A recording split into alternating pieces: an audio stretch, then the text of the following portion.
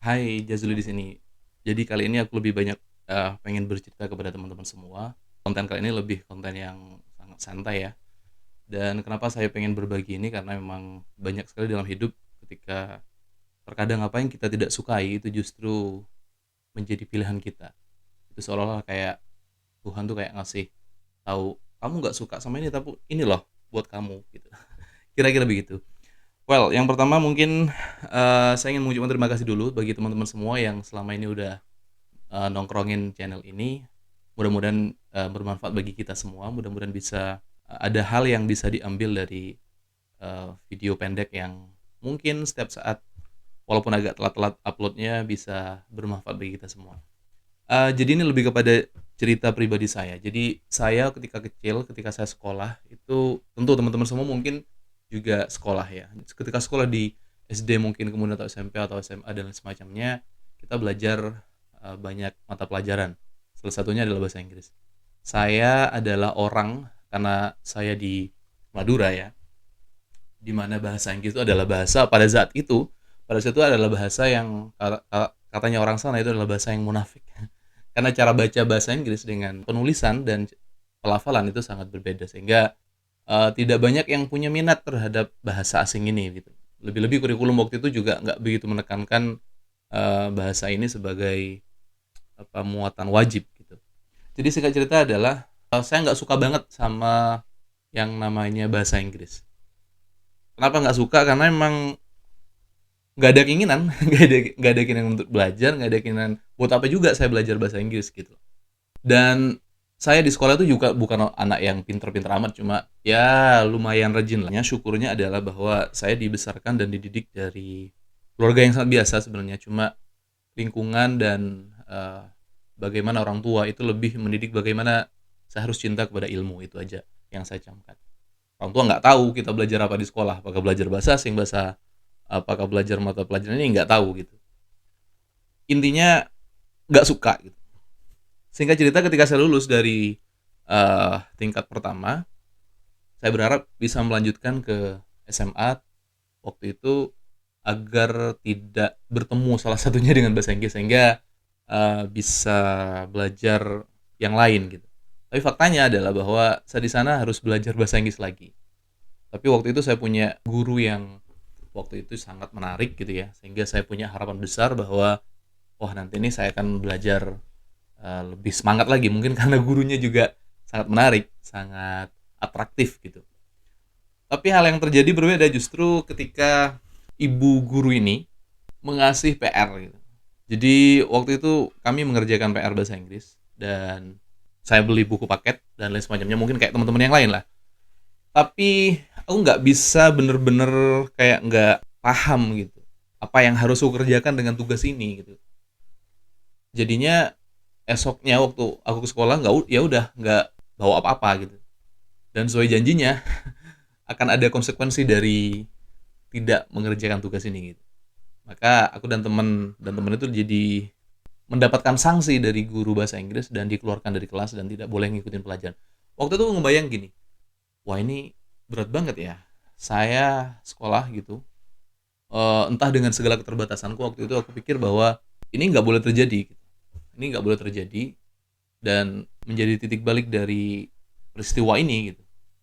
Sehingga waktu itu saya harus berkomitmen.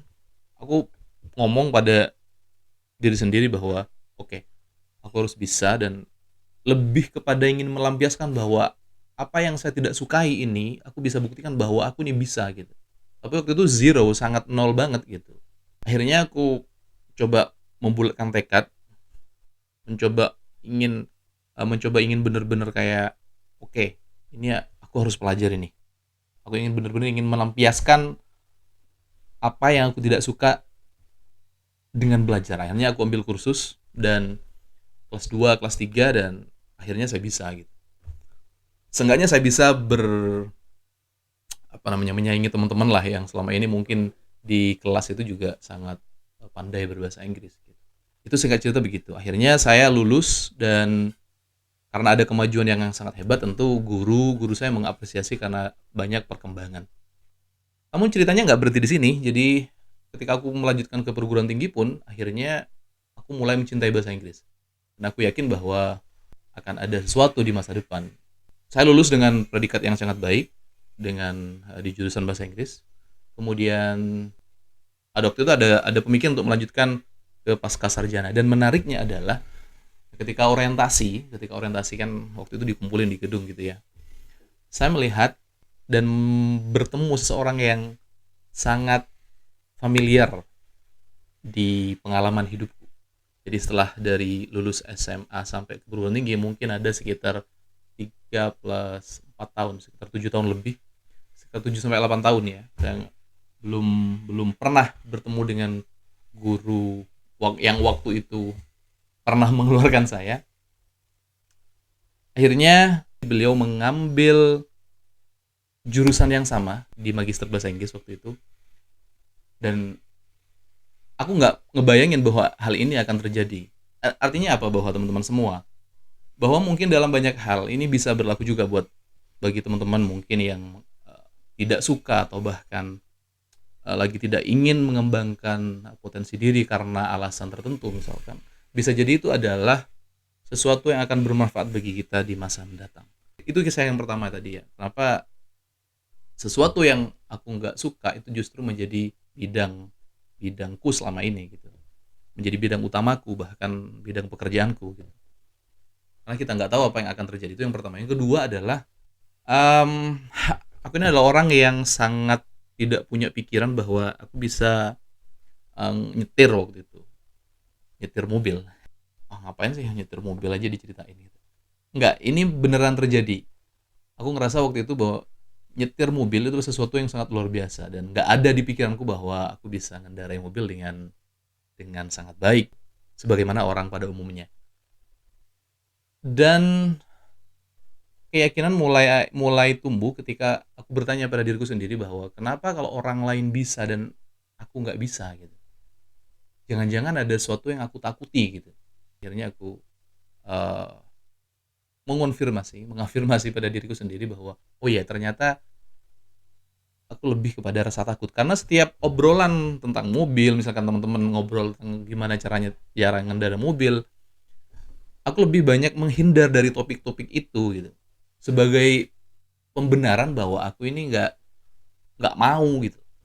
Sebagai pembenaran seolah-olah aku ini nggak mau. Padahal dengan kita menghindari apa yang kita takuti justru akan menjadikan hal tersebut kian besar, makin lama makin besar, dan justru akan mengerdilkan diri kita. Dan aku nggak mau itu terjadi karena pikiran kecilku juga ada pengen banget bisa nyetir mobil gitu.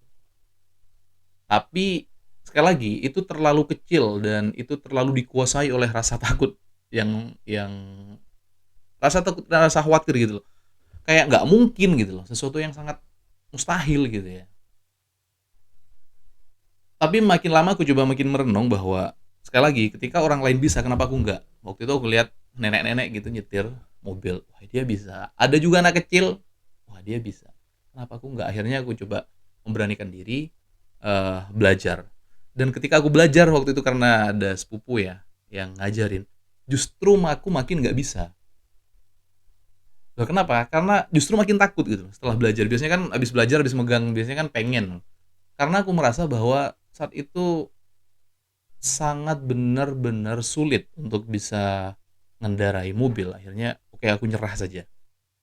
Sampai kayak gitu. Tapi lagi-lagi aku bertanya gitu ya, pada diriku sendiri, kenapa saya kok kenapa aku mau menyerah gitu. Akhirnya ya udah, aku meyakinkan diriku sendiri, oke, ini mungkin percobaan pertama, aku harus coba yang kedua. Percobaan kedua juga sama.